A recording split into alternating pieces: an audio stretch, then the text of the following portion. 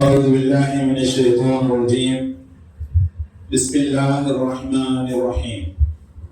السلام عليكم ورحمة الله تعالى وبركاته. نحمد الله العظيم، نصلي ونسلم على الرسول الكريم، أما بعد. فقد قال الله سبحانه وتعالى في كلامه القديم بالفرقان الحميد: ولله على الناس حج البيت من استطاع إليه سبيلا ومن كفر فإن الله غني عن العالمين. صدق الله العظيم. وقال رسول الله صلى الله عليه وسلم: من حج لله ولم يرفث ولم يفسق رجع كيوم ولدته أمه. صدق رسول الله صلى الله عليه وسلم. எல்லா புகழும் அல்லாஹ் ஜல்ல ஷானஹு தஆலா ஒருவனுக்கு உரித்தாகட்டுமா.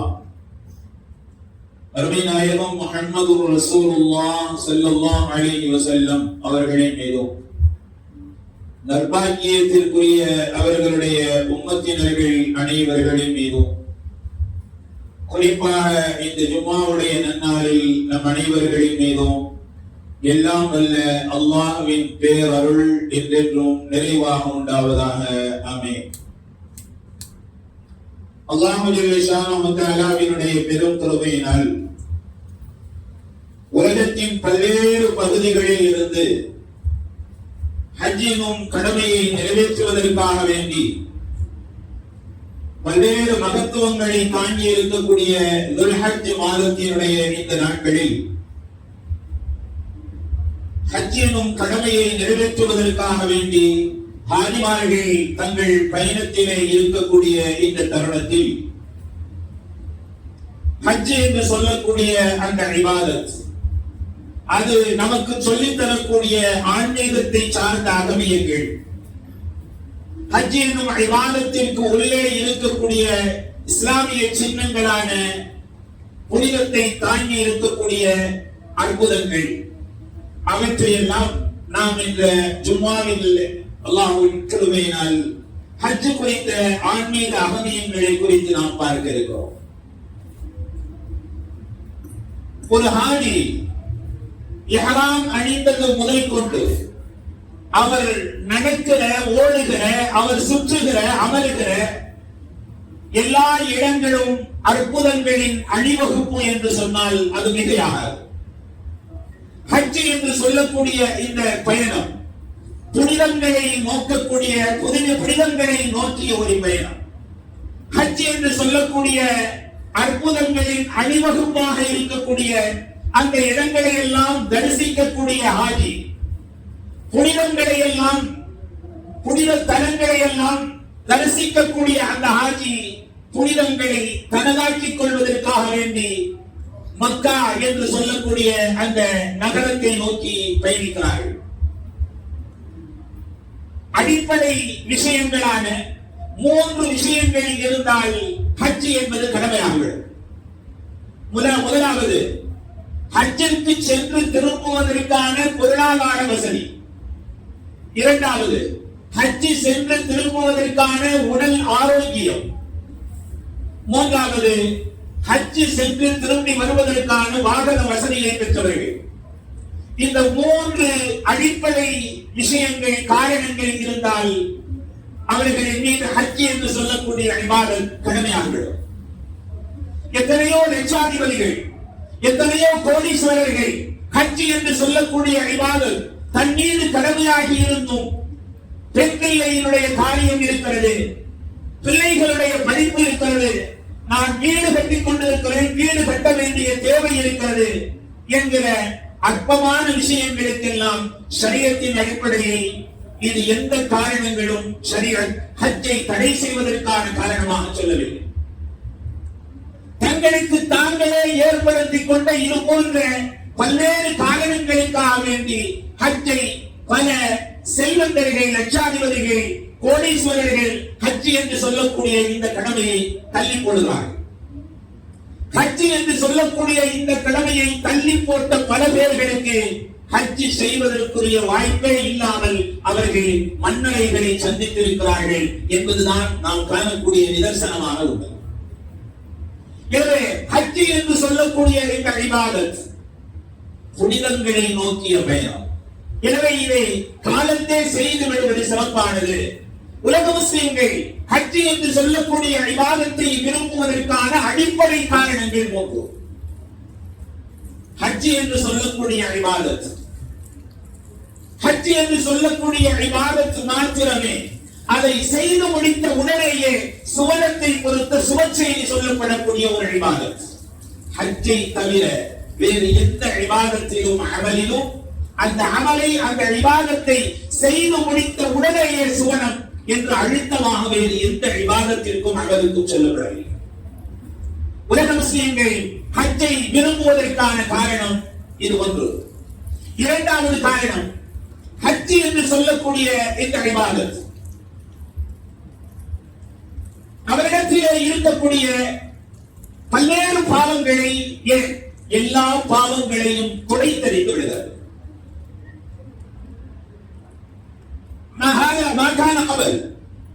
அவர் தன்னுடைய வாழ்நாளிலே செய்த எல்லா பாவங்களையும் அடியோடு மன்னித்து விடக்கூடிய இபாதத் ஹஜ் என்று சொல்லக்கூடிய இபாதத். நபிகள் நாயகம் ஸல்லல்லாஹு அலைஹி வஸல்லம் அவர்கள் சொல்லுவார்கள், ஹஜ் என்று சொல்லக்கூடிய இபாதத் அதை நிறைவேற்றிய உடனேயே சுவனத்தினுடைய பிரவேசத்தை முன்னிட்டு சுபச்செய்தி சொல்லக்கூடிய இபாதத். லைஸ லில் ஹஜ்ஜில் மப்ரூர் ஜஸாஉன் இல்லல் ஜன்னah. ஒப்புக்கொள்ளப்பட்ட ஹஜ்ஜிற்கான கூலி என்பது சுவனத்தை தவிர வேறு ஒன்றுமில்லை என்று சொல்வார்கள் நபிகள் நாயகம் ஸல்லல்லாஹு அலைஹி வஸல்லம். ஹஜ் என்று சொல்லக்கூடிய இபாதத் அவரிடத்திலே இருக்கக்கூடிய எல்லா பாவங்களையும் மன்னிப்பதற்கு ஹஜ் என்று சொல்லக்கூடிய இபாதத் காரணமாக அமைகிறது. இது இரண்டாவது காரணம். மூன்றாவது காரணம், ஹஜ் என்று சொல்லக்கூடிய இபாதத் சுற்றுலா பயணம் அல்ல. ஹஜ்ஜினுடைய பயணம் என்பது புனிதங்களை நோக்கிய பயணம். புனிதங்களை நோக்கி பயணிக்கக்கூடிய ஹாஜி புண்ணிய இடங்களை, அற்புதங்களின் அணிவகுப்பை, துஆ செய்யக்கூடிய இடங்களை, ஷைத்தானுக்கு கல்லடிக்கக்கூடிய இடங்களை, இப்படி அவர் செல்லக்கூடிய எல்லா இடங்களிலேயும் அற்புதங்களின் அணிவகுப்பு. மற்றொரு வார்த்தையில் சொல்வதானால் இஸ்லாமிய அடையாள சின்னங்கள். அரபியிலே ஷஆயிர் என்ற ஒரு வார்த்தை இருக்கிறது. ஷஆயிர் என்று சொன்னால் அடையாள சின்னங்கள். வாழ்ந்து செல்வது இஸ்லாமிய அடையாள சின்னம். புர்கா அணிவது இஸ்லாமிய அடையாள சின்னம். தொப்பி அணிவது இஸ்லாமிய அடையாள சின்னம். ஒரு மனிதன் தாடி வைத்திருக்கிறான் முஃமின், அது அடையாள சின்னம். இது போன்று இஸ்லாமிய அடையாள சின்னங்களை சார்ந்தது ஹஜ்ஜிலே ஒரு ஹாஜி தரிசிக்கக்கூடிய, ஒரு ஹாஜி சந்திக்கக்கூடிய எல்லா இடங்களும் அல்லாஹ்வினுடைய அடையாள சின்னங்களில் மற்ற எல்லாவற்றையும் விட ஒரு ஹாஜி ஹஜ்ஜிலே சந்திக்கக்கூடிய இடங்களை அல்லாஹ் தஆலா ஷஆயிர் என்று சொல்கிறார். எனவே ஹஜ் என்று சொல்லக்கூடிய இபாதத் அற்புதங்களின் அணிவகுப்பாய், புனிதங்களை நோக்கிய பயணமாய் அது இருப்பதால் தான் உலக முஸ்லிம்கள் ஹஜ்ஜை விருப்பப்படுகிறார்கள். அவர் பாவியாக இருந்தாலும், அவர் தொழுகை இல்லாதவராக இருந்தாலும் கூட தான் மக்கா செல்ல வேண்டும் என்பதை முன்னிட்டு ஆசை கொள்ளாத முஸ்லிம் கிட்டத்தட்ட இருக்க முடியாது. ஹதீஸ்கள் சொல்லுகிறார்கள், ஹஜ் என்று சொல்லக்கூடிய இபாதத், ஹஜ் என்று சொல்லக்கூடிய இபாதத், அதை பற்றிய ஆசை ஒரு முஸ்லிமினுடைய உள்ளத்திலே இல்லையானால் அவனுடைய ஈமான் சந்தேகத்திற்குரியது என்று சொல்வார். ஒரு ஹாஜி தான் இஹ்ராம் அணிந்ததில் இருந்து, ஒரு ஹாஜி அந்த காபத்துல்லாஹ்வை தவாஃப் செய்வதில் இருந்து, ஒரு ஹாஜி அங்கே சஃபா மர்வாவிலே தொங்கோட்டம் போடுவதில் இருந்து, ஒரு ஹாஜி அரஃபா என்று சொல்லக்கூடிய மைதானத்தில் தங்குவதில் இருந்து, மினாவில் தங்குவதில் இருந்து, முஸ்தலிஃபாவில் தங்குவதில் இருந்து, மொட்டை அடிப்பதில் இருந்து, குர்பானி கொடுப்பதில் இருந்து, ஷைத்தானை கல்லடிப்பதில் இருந்து, அனைத்தும் மறுவுலக பயணத்தை நினைவுபடுத்திக் கொள்ளக்கூடிய மறுமை பயணத்தினுடைய ஒரு வெள்ளோட்டம் என்று சொன்னால் அது நிகழும். ஒரு ஹாஜி இரண்டு தையல் இல்லாத 2 ஆடைகள், இஹ்ராம் என்று சொல்லக்கூடிய அந்த 2 ஆடைகளுக்கான வரலாறு என்ன தெரியுமா? ஏகத்துவத்தின் தென்றல் ஹஜ்ரத் இப்ராஹிம் அலைஹிஸ்ஸலாம் அவர்கள் கனவிலே தன்னுடைய மகனை அல்லாஹ்விற்காக வேண்டி அறுத்து பலி கொடுப்பதாக கனவு கண்ட நேரத்திலே மகனிடத்திலே சொல்லி, மனைவியினிடத்திலே சொல்லி, மனைவியினிடத்தில் ஒரு மிகப்பெரிய அரசனிடத்தில் இருந்து நம்முடைய பிள்ளைக்கு அழைப்பு வந்திருக்கிறது என்ற வார்த்தையை சொல்லிய போது அந்த தாய் ஹாஜிரா அம்மையார் அவர்கள் தன்னுடைய சிறு பிள்ளையாக 7 வயதை சுமந்து தாங்கி இருக்கக்கூடிய அந்த சிறு பிள்ளைக்கு பழைய ஆடைகளை அணிவிக்காமல் அரச தரவாருக்கு செல்ல இருக்கக்கூடிய அந்த பிள்ளைக்கு புத்தாடை அணிவிக்க வேண்டும் என்று எண்ணம் கொண்டு வீட்டிலே தேடி பார்க்கிறார்கள். தையல் இல்லாத தைக்கப்படாத 2 புத்தாடைகள் இருக்கிறது. அதைத்தான் ஹஜ்ரத் இஸ்மாயில் அலைஹிஸ்ஸலாம் அவர்களுக்கு ஹாஜிரா அம்மையார் அவர்கள் அணிவித்தார்கள். இஹ்ராம் என்று சொல்லக்கூடிய அந்த வெள்ளை 2 துணிகள், வெண்ணிற ஆடை 2 துணிகள், இஹ்ராமினுடைய 2 துண்டுகளின் வரலாறு இதுதான். இஸ்மாயில் அலைஹிஸ்ஸலாம் அவர்களுக்கு ஹாஜிரா அம்மையார் அவர்கள் வீட்டிலே இருந்த தைக்கப்படாத 2 ஆடைகளை அவர்கள் தன்னுடைய பிள்ளைக்கு அணிவித்ததனுடைய வரலாறு தான். அதுதான் ஹாஜிமார்களுக்கு இஹ்ராம் என்று வெண்ணிற ஆடைகள் மாற்றி தரப்பட்டிருக்கிறார். ஒரு ஹாஜி தான் உடுத்துகிற அந்த 2 வெண்ணிற ஆடைகள் மறுமை பயணத்தை நினைவுபடுத்தி காட்டுகிறது. ஒரு ஹாஜி தன்னுடைய வெண்ணிற ஆடையை இஹ்ராமின் போது உலகத்திலே அவர் மிகப்பெரிய லட்சாதிபதியாக இருக்கலாம், அவர் மிகப்பெரிய கோடீஸ்வரராக இருக்கலாம். ஒரு ஹாஜி ஹஜ்ஜிற்குரிய அந்த 3-4 நாட்கள் 2 வெண்ணிற ஆடைகளை 2 ஆடைகளை கொண்டு அவனால் 4-5 நாட்கள் அவனால் வாழ முடியும் என்று இருக்குமே. ஆனால் அது ஒரு செய்தியை நமக்கு சொல்லித் தருகிறது. உலகத்திலே நீ மிகப்பெரிய லட்சாதிபதியாக, மிகப்பெரிய கோடீஸ்வரனாக உலகத்திலே நீ இருக்கலாம், ஆனால் எளிமையோடு வாழ கற்றுக்கொள்ள வேண்டும் என்கிற ஒரு செய்தியை நமக்கு சொல்லி காட்டுகிறார். உலகத்திலே உனக்கு 10-20 ஆடைகள், 50 ஆடைகள் உன்னிடத்திலே இருக்கலாம், 100 ஆடைகள் இருக்கலாம். ஆனால் ஒரு மனிதன் இந்த உலகத்திலே வாழ்வதற்கு 2 ஆடைகள் போதும் என்பதை 4-5 நாட்கள் ஒரு ஹாஜி அந்த வெண்ணிற ஆடையை உடுத்தக்கூடிய அந்த ஹாஜி அந்த இஹ்ராம் நமக்கு சொல்லித் தருகிறது. வாழ்க்கை முழுக்க நீ வாழ்வதற்கு 2 ஆடைகள் போதுமானது என்ற அந்த செய்தியை நமக்கு சொல்லி காட்டுகிறார். உலகத்திலே லட்சாதிபதிகள், கோடீஸ்வரர்கள், ஆனால் அல்லாஹ்வை நோக்கி வரக்கூடிய ஹாஜிமார்கள் உலகத்தின் பல்வேறு பகுதிகளில் இருந்து வரக்கூடிய ஹாஜிமார்கள் அல்லாஹ் தஆலா ஹஜ் என்று சொல்லக்கூடிய புனிதங்களின் பயணத்திலே அற்புதங்களின் அணிவகுப்பாய் இருக்கக்கூடிய அந்த இடங்களிலே அல்லாஹ் ஜல்லஷானஹு தஆலா சமத்துவத்தை நிலைநாட்டுவதற்காக வேண்டி நீ எப்படிப்பட்டவனாக இருந்தாலும் 2 வெண்ணிற ஆடைகள், தையல் இல்லாத 2 ஆடைகளை கொண்டுதான் நீ ஹஜ் என்று சொல்லக்கூடிய இபாதத்தை நிறைவேற்ற வேண்டும் என்கிற சமத்துவத்தை உலகத்திற்கு போதித்து காட்டுகிறார். மாத்திரமல்ல, இஹ்ராம் என்று சொல்லக்கூடிய வெண்ணிற ஆடைகளை அணிந்த உடனேயே ஒரு ஹாஜி சொல்ல வேண்டிய லப்பைக் அல்லாஹும்ம லப்பைக், யா அல்லாஹ் உன்னுடைய அழைப்பிற்கு நான் செவி சாய்த்தேன், உன்னிடத்திலே நான் சரணாகதி அடைந்து விட்டேன், நீயே எல்லாம் எனக்கும், எனக்கு என்று எந்த விதமான விருப்பங்களும் இல்லை, உன்னுடைய அழைப்பிற்கு வலில்லாஹி அலன்னாஸி ஹஜ்ஜுல் பைத்தி மன் இஸ்ததா இலைஹி சபீலா. இப்ராஹிம் அலைஹிஸ்ஸலாம் அவர்களை கொண்டு அல்லாஹ் அழைப்பு விடுத்தான். யா ரப்பே, யா அல்லாஹ் உன்னுடைய அழைப்பிற்கு நான் பதில் தந்து விட்டேன், லப்பைக் இதோ ஆஜராகி விட்டேன் என்று உலகத்திலே இருக்கக்கூடிய எல்லா நிறத்தை சார்ந்தவர்களும், உலகத்திலே இருக்கக்கூடிய எல்லா லைஃப் ஸ்டைலை கொண்டவர்களும், உலகத்திலே இருக்கக்கூடிய எல்லா பாஷைகளை பேசக்கூடியவர்களும் ஒரே குரலிலே லப்பைக் அல்லாஹும்ம லப்பைக். உலகத்திலே இந்த காட்சிகளை வேறு எங்கும் காண முடியாது. சமுதாயத்திலே இருக்கக்கூடிய அல்லாஹ்வை கொண்டு ஈமான் கொண்டிருக்கக்கூடிய உலகத்தினுடைய கோடிக்கணக்கான மக்கள் 2 வெண்ணிற ஆடைகளில் லப்பைக் அல்லாஹும்ம லப்பைக் என்கிற அந்த அற்புதமான நான் உன்னிடத்திலே சரணாகதி ஆகிவிட்டேன், நான் உன்னிலே சஞ்சரித்து விட்டேன், நான் உன்னிலே அடக்கமாகிவிட்டேன், இறைவா உன்னுடைய அழைப்பிற்கு நான் கட்டுப்பட்டேன், இதோ வந்தேன் என்று எல்லா பாஷைகளையும் பேசக்கூடியவர்களுடைய நாவிலையும் அல்லாஹ் உச்சரிக்க வைக்கிறான். இது ஹஜ் என்று சொல்லக்கூடிய இபாதத்தினுடைய அற்புதங்களின் அணிவகுப்பை சார்ந்தது. அடுத்து அல்லாஹ் ஜல்லஷானஹு தஆலா ஒரு ஹாஜி அங்கே சந்திக்கக்கூடிய ஹஜ் என்று சொன்னாலே அரஃபா, அரஃபாவிலே தங்குவதுதான் ஹஜ் என்று சொன்னார்கள் ஸல்லல்லாஹு அலைஹி வஸல்லம். அரஃபா நாம் அடிக்கடி கேள்விப்பட்டிருக்கக்கூடிய விஷயம், நம்முடைய தந்தை, நம்முடைய தாய் ஆதம் அலைஹிஸ்ஸலாம், ஹவ்வா அலைஹிஸ்ஸலாம் இருவர்களும் உலகத்தினுடைய பல்வேறு பகுதிகளில் சுற்றித் திரிந்தவர்கள். இருவர்களும் சந்தித்துக் கொண்ட அந்த இடம் அரஃபா. மாத்திரமல்ல, இப்ராஹிம் அலைஹிஸ்ஸலாம் அவர்களை நிற்க வைத்து ஹஜ் என்று சொல்லக்கூடிய இபாதத்தை, ஹஜ் என்று சொல்லக்கூடிய வணக்கத்தை, ஹஜ் என்று சொல்லக்கூடிய அமலை நிறைவேற்றக்கூடிய அந்த மாதிரியை, ட்ரைனிங்கை, பயிற்சியை ஹஜ்ரத் இப்ராஹிம் அலைஹிஸ்ஸலாம் அவர்களுக்கு ஜிப்ரீல் அலைஹிஸ்ஸலாம் அவர்கள் ஹஜ்ஜை சொல்லி தந்த இடம் ஜபலுர் ரஹ்மத் என்று சொல்லக்கூடிய அரஃபாவிலே. ஜிப்ரீல் இப்ராஹிம் அலைஹிஸ்ஸலாம் அவர்களுக்கு வகுப்படுத்த இடம் அரஃபா என்று சொல்லக்கூடிய. அதுமாத்திரமல்ல, நபிகள் நாயகம் ஸல்லல்லாஹு அலைஹி வஸல்லம் அவர்கள் உலகத்திலே தான் நபித்துவத்தினுடைய பணியை இறுதி செய்து விட்டேனா, முடித்து விட்டேனா என்று 1,24,000 சஹாபாக்களிடத்திலே ஒப்புதல் வாக்குமூலம் கேட்டு அல்லாஹ்வை சாட்சியாக ஆக்கிய இடம் ஜபலுர் ரஹ்மத் என்று சொல்லக்கூடிய.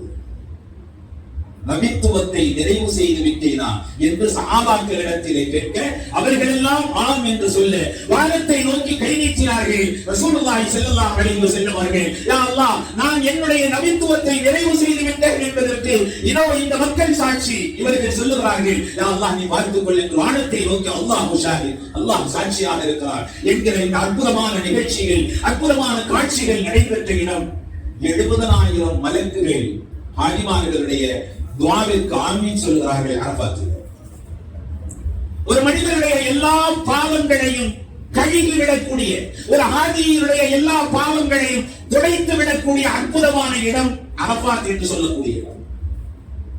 மாத்திரமல்ல, நபிகள் நாயகம் ஸல்லல்லாஹு அலைஹி வஸல்லம் அவர்கள் அந்த இடத்திலே நின்று கொண்டிருக்கிற பொழுதுதான், அரஃபாவிலே நின்று கொண்டிருக்கிற பொழுதுதான் மார்க்கம் நிறைவு பெற்று விட்டது என்கிற அந்த அற்புதமான இறை வசனம் இறங்கிற்று என்பதை நாம் மறந்துவிட முடியாது. அரஃபாவிலே தங்குவது என்பது ஹஜ்ஜினுடைய முதல் கடமையும் முக்கியமான கடமையும் அரஃபாவிலே தங்குவது என்பது. ஒரு ஹாஜி அரஃபாவிலே தங்கி திரும்ப பயணிக்கிற பொழுது வரக்கூடிய முஸ்தலிஃபா. மஆரிஃபுல் குர்ஆனிலே நீங்கள் இஸ்லாம் அல்லாஹ்வால் இறக்கி அருளப்பட்ட சத்திய வேதம் என்பதற்கு முஸ்தலிஃபாவினுடைய சாட்சி, முஸ்தலிஃபாவினுடைய காட்சி மிகப்பெரிய அடையாள சின்னம், சாட்சியா. உலகத்தின் பல்வேறு பகுதிகளில் இருந்து வரக்கூடிய, உலகத்தினுடைய பல்வேறு மூலை முடுக்குகளில் இருந்து வரக்கூடிய ஆதிமார்கள் ஒவ்வொருவரும் 7 கற்களை எடுக்கிறார்கள். அவர்கள் எடுக்கக்கூடிய அந்த கற்கள் ஹாஜி குனிகின்ற பொழுது அங்கே அவருக்கு கிடைக்கிறது. 30 லட்சம் ஹாஜிமார்கள் ஒரு மைதானத்திலே 30 லட்சம் மக்களும் குனிகின்ற பொழுது, கல் எடுப்பதற்கு அவர் தயாராகின்ற பொழுது அங்கே அவருக்கு கல் கிடைக்கிறது. கற்களை கொண்டு வந்து அங்கே கொட்டுவதற்கு எந்த ஏற்பாடுகளும் கிடையாது. கற்கள் கிடைக்கிறது. மஆரிஃபுல் குர்ஆனிலே எழுதுவார்கள், இஸ்லாம் சத்திய மார்க்கம் என்பதற்கு இது மிகப்பெரிய சாட்சி. இன்னொரு ஆச்சரியம் என்ன தெரியுமா?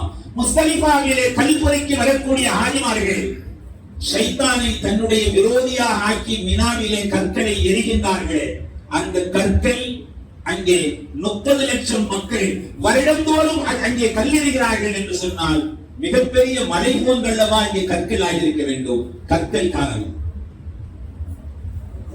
ஷைத்தானை விரோதியாக ஆக்கி ஷைத்தான் என்று அடையாளம் இடப்பட்டிருக்கிற அந்த தூணை நோக்கி எரியப்படக்கூடிய கற்கள் அங்கே காணவில்லை. முஸ்தலிஃபாவிலே கற்கள் கிடைக்கிறது. ஷைத்தானை அழிக்கக்கூடிய இடத்திலே அடித்த கற்கள் காணாமல் போய்விடுகிறது. அற்புதங்களின் அணிவகுப்பல்லவா இது. முஸ்தலிஃபாவிலே அவர் லட்சாதிபதியாக கோடீஸ்வரராக இருக்கலாம். முஸ்தலிஃபாவிலே அவர் படுக்கக்கூடிய இடம் என்ன தெரியுமா? ரோட்டில் அவர் படுக்கிறார். உலகத்திலே அல்லாஹ் ஜல்லஷானஹு தஆலா ஹஜ் என்று சொல்லக்கூடிய இபாதத்தின் வழியாக சமத்துவத்தை உலகத்திற்கு போதிக்கிறார். அவர் லட்சாதிபதியாக கோடீஸ்வரராக இருந்தாலும் அவர் உறங்கக்கூடிய இடம் ஒரு காலி மைதானம். வெறுமனே இருக்கக்கூடிய கற்கள், மண் என்று சொல்லக்கூடிய இவைகள் எல்லாம் இருக்கக்கூடிய சாதாரணமான இடத்திலே அவர் நினைத்தால் கூட அங்கே கட்டிலை போட்டு படுக்க முடியாது. மாத்திரமல்ல, மறுமை பயணத்தை அச்ச அசலாக நம்முடைய நினைவிற்கு சிந்தனைக்கு கொண்டு வரக்கூடிய ஹஜ்ஜினுடைய இபாதத். ஒரு ஹாஜி வெண்ணிற ஆடைகளோடு மினாவிலே அங்கே டென்ட்டிலே மினாவிலே தங்குகிறானே, அந்த மினாவிலே தங்கக்கூடிய இடம் என்ன தெரியுமா? அது மினாவிலே இருக்கக்கூடிய டென்ட் அல்ல, அது கபர். அவர் உடுத்தி இருப்பது வெண்ணிற 2 ஆடைகள் அல்ல, மறுமை பயணத்தை நினைவுபடுத்தக்கூடிய 2 தையலில்லாத வெண்ணிற ஆடைகள். அது கஃன் துணிக்கு சமமானது. ஒரு 4-5 நாட்கள் தனியே விடப்படக்கூடிய அந்த ஹாஜி, ஓடக்கூடிய சந்திக்கக்கூடிய ஒரு 4-5 நாட்கள் தனித்து விடப்படக்கூடிய ஒவ்வொரு ஹாஜியும் மறுமையிலே தான் தனித்து விடப்படுவோம் என்கிற உணர்வு அவருக்கு வர வேண்டும் என்பது ஹஜ்ஜினுடைய இபாதத்துகளுடைய மிக முக்கியமான நோக்கமாக. ஒரு ஹாஜி கஅபத்துல்லாஹிலே தவாஃப் செய்ததற்கு பிறகு மகாமே இப்ராஹிமிலே தொழுதுவிட்டு அவர் அருந்தக்கூடிய நீர் உலகத்திலே வேறு எந்த தீர்த்தத்திற்கும் இல்லாத, வேறு எந்த தண்ணீருக்கும் நீருக்கும் இல்லாத மிகப்பெரிய மகத்துவம். தஃசீரிலே ஹதீஸீன்கள் முஃபஸ்ஸிரீன்கள் நமக்கு ஒரு சிறப்பை சொல்கிறார்கள். கஅபத்துல்லாஹ்வின் மீது ஒரு நாளையிலே 120 ரஹ்மத்துக்கள் இறங்குகிறது. 60 தவாஃப் செய்பவர்களுக்கு, 60 தவாஃப் செய்பவர்களுக்கு, 40 அங்கே தொழுபவர்களுக்கு வெறுமனே பார்த்து கொண்டிருப்பதற்கு 20 ரஹ்மத். கஅபத்துல்லாஹ்வின் மீது இறங்கக்கூடிய இந்த ரஹ்மத் 120 ரஹ்மத்துக்கள் இருக்கிறது. வெறுமனே பார்ப்பவருக்கு 20 ரஹ்மத்துக்கள் கிடைக்கிறது. மார்க்கத்தினுடைய பெரியார்கள் நமக்கு சொல்லித் தருவார்கள், ஜம்சம் என்ற நீரூற்றை அருந்துவது அல்ல, அதை பார்ப்பதே இபாதத் என்று எழுதுகிறார். உலகத்திலே இப்படி ஒரு நீர் இருக்கிறது, அதை பார்ப்பதும் கூட இபாதத். ஜம்சம் பசித்தவர்களுக்கு உணவாய், ஜம்சம் தாகித்தவர்களுக்கு தண்ணீராய், ஜம்சம் நோயாளிகளுக்கு அற்புதமான மருந்தாய், 3 பெரிய எதிர்பார்ப்புகளை நிறைவேற்றக்கூடிய அற்புதத்தை அல்லாஹ் அந்த தண்ணீரில் வைத்திருக்கிறார். ஜம்சம் பசித்தவர்களுக்கு, பசியால் ஒருவர் ஜம்சம் குடிக்கிறார், அவருடைய பசி அணைந்துவிடும். நோயால் ஒருவர் அந்த ஜம்சமை அருந்துகிறார், அவருடைய நோய் ஷிஃபாவாகிவிடும். தாகத்தால் ஒருவர் அந்த ஜம்சம் நீரை அருந்துகிறார், அந்த தாகம் அவருக்கு தீர்ந்து போய்விடும். உலகத்திலே இது போன்ற மகத்துவத்தை உலகத்திலே வேறு எங்கும் காண முடியும். மார்க்க அறிஞர்கள் சொல்லுவார்கள் ஜம்சம் என்ற நீர் ஊற்று இருக்கிறது, இஸ்மாயில் அலைஹிஸ்ஸலாம் அவர்களுடைய காலடி தடத்தில் இருந்து, காலில் அழிக்கப்பட்ட அந்த காலில் இருந்து, பூமியில் இருந்து ஏற்பட்ட அந்த ஜம்சம் நீர் ஊற்று இருக்கிறது. மார்க்க அறிஞர்கள் நமக்கு சொல்லித் தருவார்கள். நபிகள் நாயகம் ஸல்லல்லாஹு அலைஹி வஸல்லம் அவர்கள் சொன்னார்கள், அஹ்யார்கள் தொழுமிடத்திலே நீங்கள் தொழுது கொள்ளுங்கள், அபரார்கள் அருந்தக்கூடிய நீரை நீங்கள் அறிந்து கொள்ளுங்கள். சொன்னவர்கள் நபிகள் நாயகம் ஸல்லல்லாஹு அலைஹி வஸல்லம். சஹாபாக்கள் கேட்டார்கள், யா ரசூலுல்லாஹ், அஹ்யார்கள் தொழுமிடத்திலே நீங்கள் தொழுது கொள்ளுங்கள் என்று சொல்கிறீர்கள், அஹ்யார்கள் தொழுமிடம் என்றால் என்ன? ரசூலுல்லாஹி ஸல்லல்லாஹு அலைஹி வஸல்லம் அவர்கள் சொன்னார்கள், மீசாபே ரஹ்மத் என்று சொல்லக்கூடிய கஅபத்துல்லாஹ்வின் மீது மழை தண்ணீர் வடிவதற்காக வேண்டி பொருத்தப்பட்டிருக்கக்கூடிய அந்த தங்க புனல் இருக்கிறது, அதனுடைய கீழ் பகுதியிலே இருக்கக்கூடிய ஹதீம் அல்லது ஹிஜ்ர் என்று சொல்லுவார்கள். இதுதான் அஹ்யார்கள் தொழுமிடம் என்று சொன்னார்கள். அஹ்யார்கள் தொழுமிடத்திலே நீங்கள் தொழுது கொள்ளுங்கள், அபரார்கள் அருந்தக்கூடிய நீரை நீங்கள் அருந்திக் கொள்ளுங்கள். அபரார்கள் சாலிஹீன்கள் அருந்தக்கூடிய நீர் என்ன தெரியுமா? ஜம்சம் என்று சொல்லக்கூடிய உலகத்திலே பல்வேறு அற்புதங்களை தாங்கி இருக்கக்கூடிய அந்த நீர் ஊற்று. ஆயிஷா அம்மையார் அவர்கள் ஹஜ்ஜினுடைய இபாதத்தை நிறைவேற்றிவிட்டு ஆயிஷா அம்மையார் அவர்கள் ஒரு தண்ணீர், ஒரு தோல் பையிலே ஜம்சம் நீர் ஊற்றி நிரப்பிக் கொண்டு மதீனாவுக்கு செல்கிறார்கள். யாரோ ஒருவர் கேட்கிறார், ஆயிஷா அம்மையார் அவர்களே, உம்மஹாத்துல் முஃமினீன் அவர்களே, ஜம்சம் நீர் ஊற்றி நீங்கள் மக்காவிலே ஹஜ் செய்துவிட்டு மக்காவில் இருந்து மதீனாவிற்கு சுமந்து செல்வீர்களே, இப்படி சுமந்து செல்லலாமா, தண்ணீரை எடுத்துக்கொண்டு போகலாமா என்று ஆயிஷா அம்மையார் அவர்களிடத்திலே கேட்ட பொழுது ஆயிஷா சித்திகா ரலியல்லாஹு தஆலா அன்ஹா அவர்கள் சொன்னார்கள், நபிகள் நாயகம் ஸல்லல்லாஹு அலைஹி வஸல்லம் அவர்கள் ஹஜ் என்ற இபாதத்தை நிறைவேற்றிய பொழுது மக்காவில் இருந்து மதீனாவிற்கு தன் ஜம்சம் நீரூற்றை எடுத்துச் சென்றார்கள், எனவே நான் எடுத்துச் செல்கிறேன்.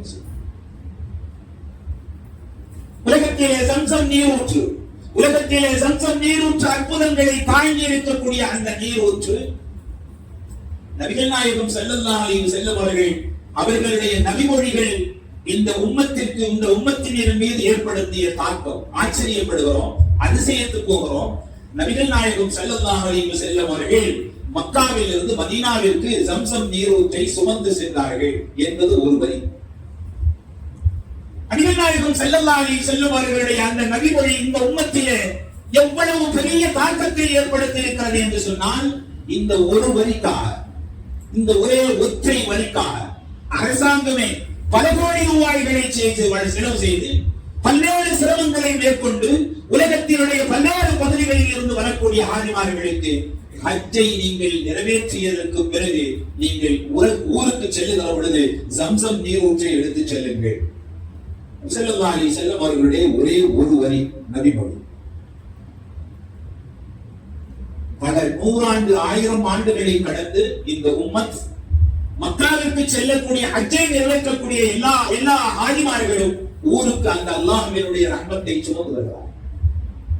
மாத்திரமல்ல, ஹஜ்ஜை நிறைவேற்றிவிட்டு நபிகள் நாயகம் ஸல்லல்லாஹு அலைஹி வஸல்லம் அவர்கள் குர்பானி கொடுக்கிறார்கள். 100 ஒட்டகங்களை குர்பானி கொடுக்கிறார்கள். ஒரு ஹாஜி ஒரு ஆட்டை அறுப்பார், அல்லது அல் ஜஸீரா என்று சொல்லக்கூடிய அந்த பேங்கிலே தன்னுடைய பணத்தை கட்டி விடுவார் குர்பானிக்காக. இதுதான் இன்றைய வரை நடைபெற்று வருகிறது. நபிகள் நாயகம் ஸல்லல்லாஹு அலைஹி வஸல்லம் அவர்கள் ஹஜ்ஜை நிறைவேற்றியதற்கு பிறகு 100 ஒட்டகங்களை குர்பானி கொடுத்தார்கள். 63 தங்களுடைய கரத்தாலே இருந்தார். அவர்களுடைய வயதின் அளவை அவர்கள் அல்லாஹ் அவர்களுக்கு அறிவித்தாரோ என்னவோ தெரியவில்லை. 63 தன்னுடைய கரத்தாலேயே குர்பானி செய்த நபிகள் நாயகம் ஸல்லல்லாஹு அலைஹி வஸல்லம் அவர்கள் 37 ஹஜ்ரத் அலி ரலியல்லாஹு தஆலா அவர்களிடத்தில் அறிவித்து சொன்னார். மட்டுமல்ல, நபிகள் நாயகம் ஸல்லல்லாஹு அலைஹி வஸல்லம் அவர்கள் ஹஜ்ஜை முடித்துவிட்டு தலையிலே மொட்டை அடிக்கிறார்கள், தலைமுடி எடுக்கிறார்கள். மஹ்மர் என்று சொல்லக்கூடிய அந்த தலைமுடியை இறக்குவதற்காக வேண்டி, வடிப்பதற்காக வேண்டி மஹ்மர் என்று சொல்லக்கூடிய மனிதர் வரவழைக்கப்படுகிறார். நபிகள் நாயகம் ஸல்லல்லாஹு அலைஹி வஸல்லம் அவர்கள் இன்றைக்கு ஹாஜிமார்கள் மொட்டை அடிப்பதற்கு எந்த இடத்திலே அமர்கிறார்களோ அதே இடத்திலே வந்து நபிகள் நாயகம் ஸல்லல்லாஹு அலைஹி வஸல்லம் அவர்களுக்கு மஹ்மர் என்று சொல்லக்கூடியவர் தலையினுடைய முடியை ரோமத்தை அகற்றுகிறார், மொட்டை எடுக்கிறார்.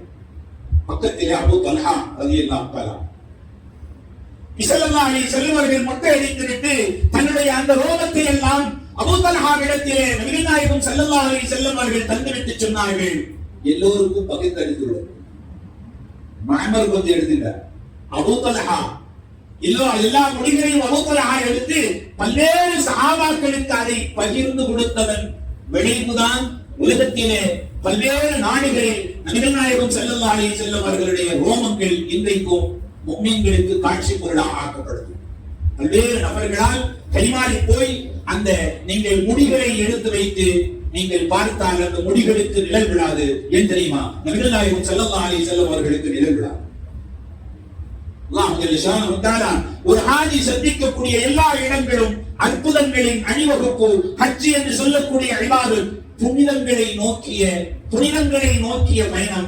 எனவே புனிதங்களை தனதாக்கிக் கொண்டு அங்கிருந்து ஹாஜி வருகின்ற பொழுது அன்று பிறந்த பாலகனை போன்று வருகிறார் என்பது நபிகள் நாயகம் ஸல்லல்லாஹு அலைஹி வஸல்லம் அவர்களுடைய சுப செய்தி. எல்லாம் அல்லாஹ் ஜல்ல ஷானஹு தஆலா ஹஜ் என்று சொல்லக்கூடிய இபாதத்தை ஆசையோடும் ஆர்வத்தோடும் உலகத்திலே இருக்கக்கூடிய எல்லா முஃமின்களுக்கும் அல்லாஹ் நசீபாக்குவானாக.